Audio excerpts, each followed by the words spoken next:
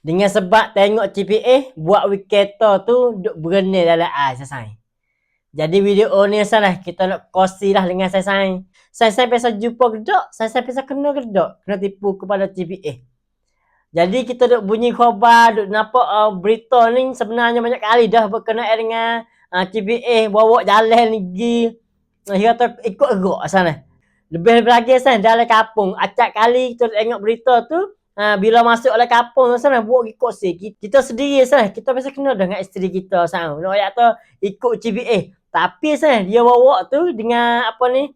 Kita tahulah sana. Jadi kita tahu kan kita khabar tu. Kok ni kok kau hotel ni. Kita apa tu sana. Itu sana kita nak pergi di satu tempat sana di kawasan Nago. Pakai GPA. Gigi sana. Siapa ngajar tu jumpa hotel, hotel lako tu. Lepas ada hotel tu ada sungai. Jadi dia suruh kita tu lako sungai lah jadi. Jadi jadi pening juga dengan GPA ni saya.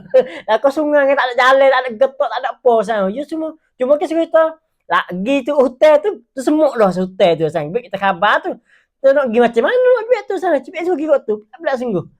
Jadi nak ayat kepada sesanya, kalau kita turut GPA tu jangan turut lajak sana. Lebih lagi jalan kapung-kapung macam tu jangan turut sangat sana.